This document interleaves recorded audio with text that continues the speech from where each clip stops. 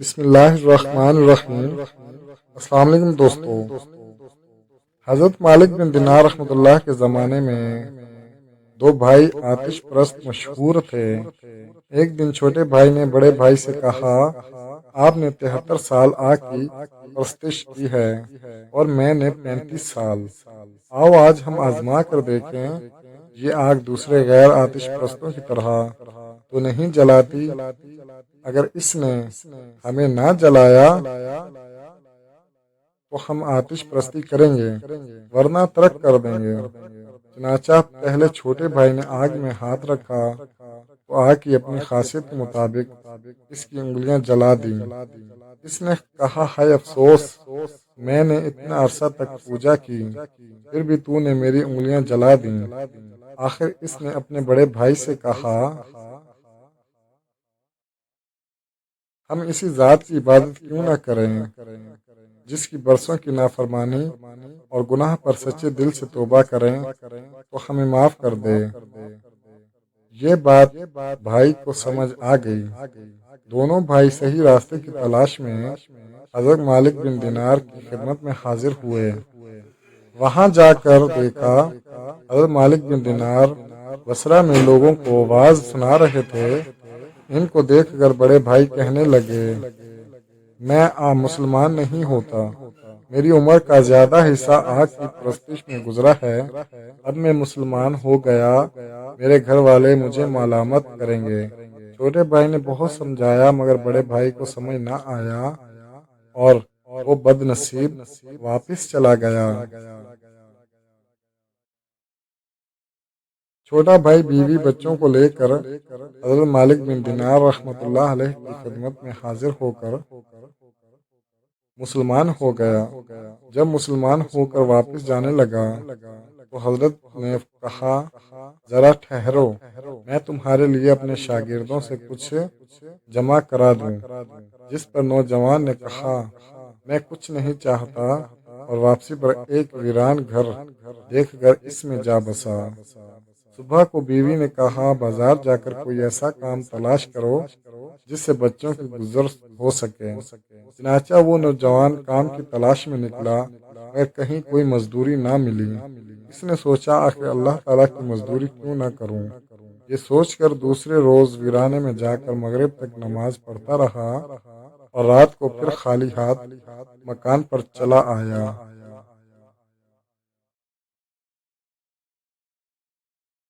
بیوی نے پوچھا، ہمارے لیے کچھ لائے؟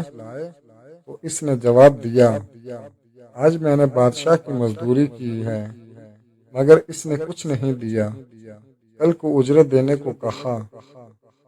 یہ سن کر بچے مجبوراً بھوکے سو گئے۔ صبح پھر بازار گیا اور کوئی مزدوری نہ ملی۔ وہ دن بھی عبادت میں گزار دی اور شام کو گھر آ کر بیوی سے کہا، بادشاہ نے جمعے تک اجرت دینے کا وعدہ کیا ہے۔ آخر جمعہ بھی آ گیا اور جمعے کو بھی جب کوئی کام نہ ملا تو اس دن بھی وہ عبادت میں ہی مصروف رہا اور پھر دونوں ہاتھ اٹھا کر دعا کی، اے میرے پروردگار، تو نے مجھے اسلام کی دولت سے نواز کر ہدایت عطا فرمائی، اس دین کی برکت سے اہل و عیال کے نفقہ کا غم بھی میرے دل سے دور فرما دے، کیونکہ مجھے ان کے حال کے تبدیل ہو جانے کا اندیشہ ہے۔ یہ دعا کر کے جمعے کی نماز کے وقت جب وہ مسجد میں گیا تو اس کے عیال کا بھوک کا بہت غلبہ تھا۔ اتفاقاً کسی شخص نے آ کر اس کا دروازہ کھٹکھٹایا، جس کی آواز سن کر اس کی بیوی باہر آئی۔ اس نے دیکھا ایک خوبصورت نوجوان سنہری رومال سے ڈھکا ہوا ایک طبق لیے کھڑا ہے۔ اس نے کہا، اسے لے لو اور اپنے شوہر سے کہنا یہ اس کے 2 دن کی مزدوری ہے، اگر تم زیادہ کام کرتے تو مزدوری اور زیادہ ملتی۔ چنانچہ اس عورت نے طبق کھولا تو اس میں 1000 اشرفیاں تھیں۔ ان میں سے ایک اشرفی لے کر ایک صراف کے ہاں گئی۔ اس نے اشرفی کا وزن کیا تو بہت زیادہ تھا۔ صراف نے پوچھا، یہ اشرفی تمہیں کہاں سے ملی؟ عورت نے واقعہ سنایا، جس کو سن کر وہ سراف بھی مسلمان ہو گیا اور 2000 درہم عورت کو دے کر کہا، ان کو خرچ کرو، جب یہ خرچ ہو جائیں تو پھر مجھے اطلاع دینا۔ اس عورت نے گھر آ کر کھانا تیار کیا۔ ادھر جب اس کا شوہر گھر آنے لگا تو خشوع خضوع سے 2 رکعت ادا کر کے رومال میں مٹی باندھ لی اور دل میں خیال کیا، جب بیوی پوچھے گی تو کہہ دوں گا اس میں آٹا ہے اور یہی میری مزدوری ہے۔ چنانچہ جب وہ گھر پہنچا تو کھانے کی خوشبو سونگھی تو رومال دروازے پر ہی رکھ دیا تاکہ بیوی کو معلوم نہ ہو سکے۔ گھر میں پہنچ کر بیوی سے حال معلوم کیا تو اس نے پوری کیفیت بتا دی، جس کو سن کر وہ سجدہ شکر بجا لایا۔ پھر بیوی نے پوچھا،